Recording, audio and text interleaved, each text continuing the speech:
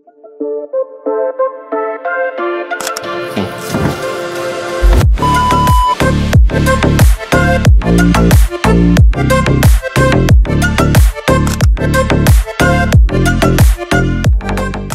hari ini aku bakal tunjukin ke kalian kalau misalkan aku sedang bikin produk untuk sebuah villa, apa aja sih yang harus aku lakukan? Nah, yang pertama itu pastinya aku bakal ngecek dulu buat kalian. Kita bakal bikin layoutnya dan juga kita tentukan dari temanya sendiri. Nah, kebetulan untuk villa yang akan kita bangun ini adalah villa yang punya konsep itu tanah lot dan juga Borobudur yang kita kembangkan dan gabungkan itu menjadi satu.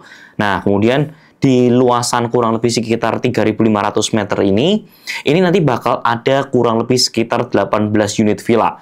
Kita akan bikin konturnya, mulai dari layoutnya kurang lebih seperti ini. Kita akan bikin tempat pertama kali mereka bersandar atau masuk ke dalam lobby itu bentuknya seperti ini. Nah, kemudian mereka untuk masuk dan akses ke dalam kamarnya, mereka akan melewati stupa-stupa yang kurang lebih bentuknya seperti ini. Dan ini adalah layout dari lobbynya tersebut, ya. Ini adalah gambaran ketika mereka masuk ke dalam entrance-nya tersebut. Nah, sampai di sini sebenarnya yang paling nggak kalah penting setelah kita melihat layout-nya, terus kemudian kita benar-benar belajar untuk gimana sih cara bikin konsepnya, yang paling penting jangan lupa kita harus mencari tahu untuk fasilitas tambahan-tambahan yang ada di villa. Nah, biasanya fasilitas itu aku dapatkan dari mana? Dari ChatGPT. Misalkan akses-akses tambahan yang ada di villa. Biasanya aku cari kurang lebih yang berkesan itu adalah floating breakfast, outdoor bathtub, barbecue station, cinema project outdoor. Nah, itu kan adalah hal-hal yang biasa. Nah, di sini jangan hanya yang ada di dalam villanya, tapi experience ketika mereka berada di luar villanya tersebut. Sebenarnya, untuk orang akhirnya sampai ke dalam villa, itu mereka kan harus melewati perjalanan yang panjang. Jadi, harus ada transportasi untuk menuju ke dalam villanya tersebut.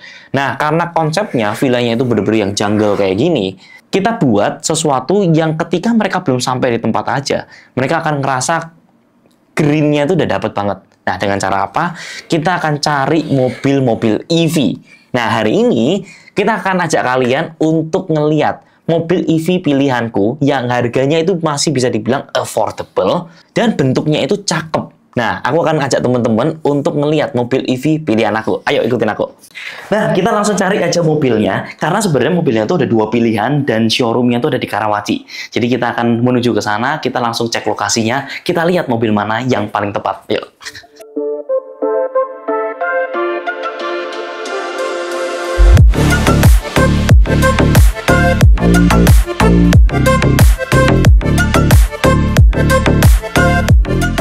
Nah, sekarang kita udah sampai di store-nya Vinfast. Kenapa aku pilih ini? Karena posisinya dia itu keluaran terbaru nih. Jadi kalau teman-teman sering lihat taksi-taksi yang lagi viral banget ya, yang dari Vietnam masuk ke Indonesia, tapi udah banyak di mana-mana di Jakarta.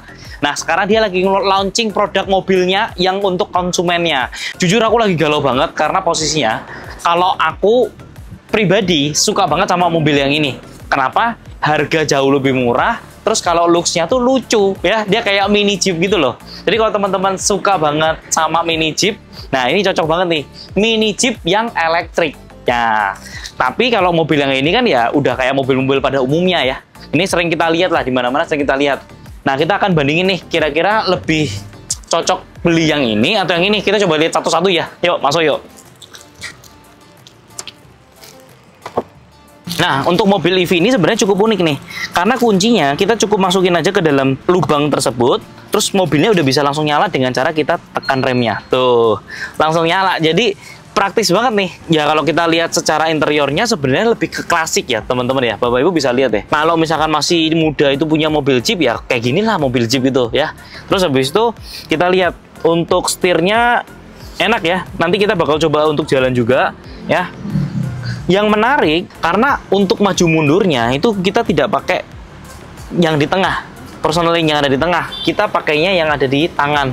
Nah, jadi kalau misalkan kita mau maju, mau mundur, kita tinggal naikin aja atau turunin aja. Kalau misalkan kita mau berhenti, kita tinggal tekan aja untuk di tombol P-nya. Jadi ini udah sangat-sangat futuristik lah. Dibilang kalau misalkan untuk mobil-mobil yang di bawah 200 juta, wah, ini udah lengkap banget semua fiturnya.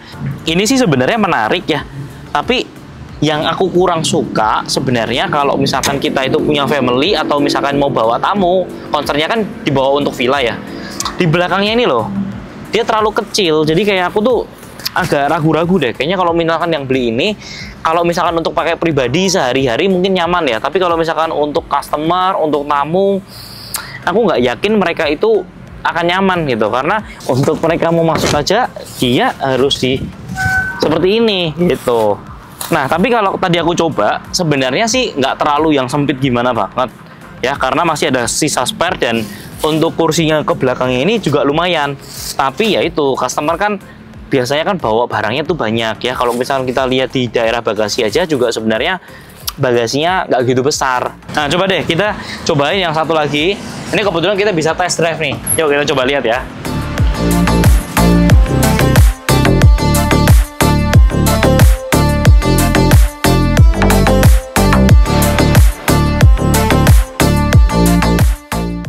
Kalau yang di sini itu beda sama yang sebelumnya. Kalau yang sebelumnya kan kita harus kuncinya dicolok tuh.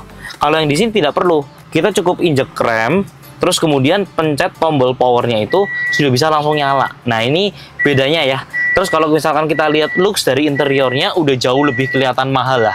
Aku nggak ngerti, mungkin yang tadi itu diciptakan karena untuk modelnya klasik, karena modelnya mini Jeep kayak gitu. Jadi dibikinnya tuh kayak klasik banget gitu. Nah, kalau yang di sini aku ngeliat interiornya udah mulai mewah, udah mulai kelihatan modern. Nah, untuk fitur-fitur yang di bagian sini juga udah lengkap ya. Layarnya juga udah touchscreen, bahkan jauh lebih besar. Tombol emergency-nya ya. Terus powernya itu kita bisa lihat dari sini. Mau gedein atau kecilin suara juga bisa dari sini juga, tinggal diputar aja. Dan yang menarik, tombol personalingnya itu beda sama yang sebelumnya. Kalau sebelumnya itu kan di tangan. Kalau ini ada di sini. Ini udah seperti mobil-mobil Eropa. Untuk kita mundur atau kasih ke tombol R, itu kita tinggal puter aja nih. Tinggal puter ke R. Tuh. Di sini udah ada CCTV-nya ke belakangnya. Di bagian belakang udah bisa lihat. Di bagian view atasnya juga bisa lihat. Jadi kalau kalian mau parkir, buat kalian yang nggak gitu jago parkir, udah gampang banget. Nah, kalau mau N pun tinggal diputer sedikit. Tuh. Ini berubah lagi view-nya. Bapak Ibu ngelihatnya di view depan kalau N. Kalau Bapak Ibu D, ya Bapak Ibu juga bisa lihat view depannya itu seperti apa. Jadi ini lengkap banget ya. Kadang-kadang kalau misalkan kita view-nya R, kita cuma lihat belakangnya doang, tapi kita nggak bisa lihat di depannya. Nah, kalau ini view D aja, itu kita bisa lihat kira-kira depannya ini udah sampai berapa nih. Misalkan kita mau sampai di bagian posisi yang mentok nih, mepet sama tempat keramiknya, kita bisa, karena bisa kelihatan. Jadi ini orang-orang tuh. Nih, misalkan ada mobil yang mau keluar nih. Nah, kita juga bisa tahu nih. Karena apa? Karena kelihatan. Dia dari angle eagle view-nya bisa dapat. Nah, ini cakep banget nih ya. Kalau misalkan kita mau berhenti, tinggal P aja. Tuh. Nyalain lagu atau ganti-ganti lagu, itu semua bisa dilakukan hanya dalam satu setiran ini. Wiper ke kiri, wiper kanan, itu semua ditombolnya di sini. Ini persis kayak mobil-mobil pada umumnya lah. Bagasinya kita bisa buka sendiri secara otomatis. Nah, yang sebenarnya yang aku concern adalah, aku tuh suka yang ini. Ya, dari angle belakang pun itu juga luas nih. Coba aku kasih lihat ke teman-teman ya.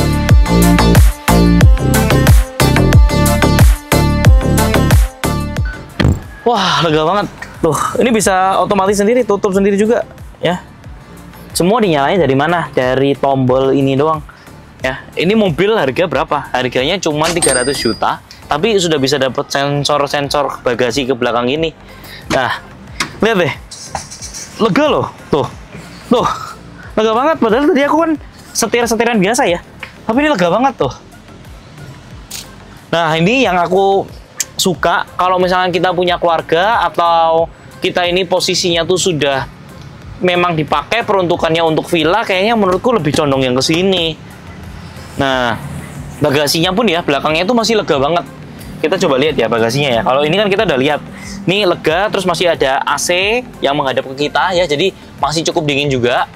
Dan ada tambahan lampu juga di sini ya di bagian tengahnya. Kita coba lihat deh di bagian belakang yuk.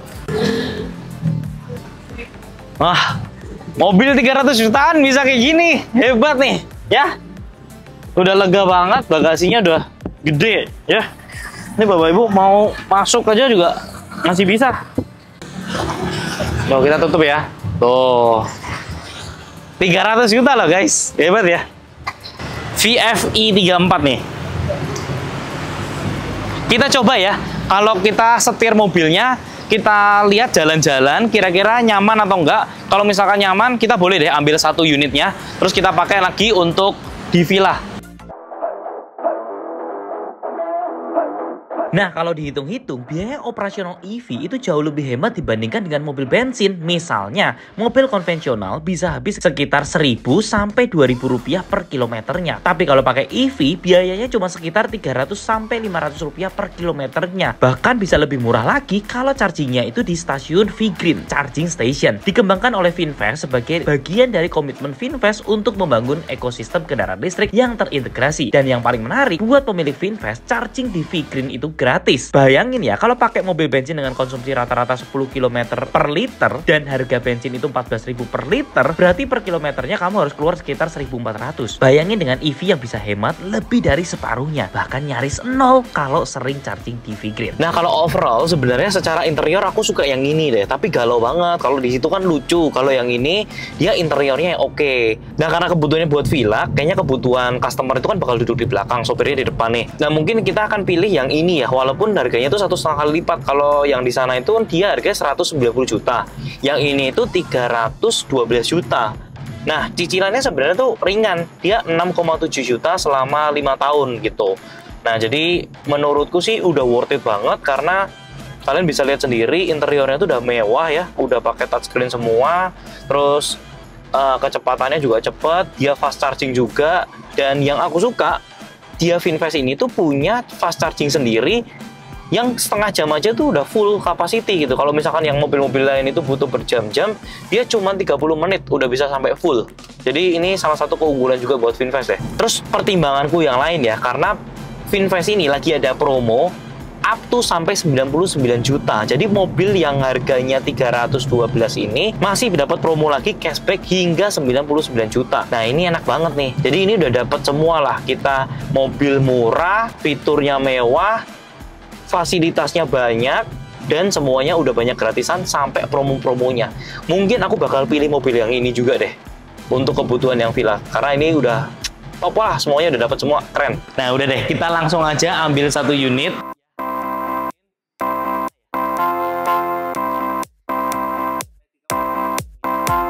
Kalau misalkan warna, dia punya warna apa aja? Kita sih yang favorit colornya sih di Deep Ocean. Deep Ocean itu yang ini kan? Betul, warnanya. Oh iya. Sama apa lagi warnanya? Sama warna blacknya, ada juga yang tadi Koko coba test drive. Itu ada warna putih juga, merah, sama warna birunya. Dan ada warna orange juga. Tapi sebenarnya kalau aku tuh lebih suka warna hitam untuk yang ini. Kalau yang mobil yang 34, Fiat 34 ini kayaknya lebih condong sama warna hijau yang ini.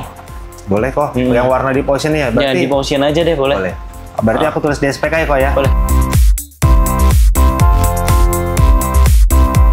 Pelunasan baru langsung kita kirim unit. Oke. Paling 2-3 hari after PDI baru. Barangnya ready kan? Barangnya ready. Oke. Ya udah, siap. Thank you Mas. Thank you. Dan ini yang bikin EV cocok banget buat dipakai harian. Adalah kemudahan charging di rumah, jadi nggak perlu repot ke SPBU untuk antri panjang. Tinggal colok aja di garasi malam hari, besok paginya mobil udah siap dipakai lagi. Jadi dalam jangka panjangnya, EV ini bukan cuma hemat dan ramah lingkungan, tapi juga ramah di kantong. Bener-bener pilihan yang pas banget buat gaya hidup yang berkelanjutan.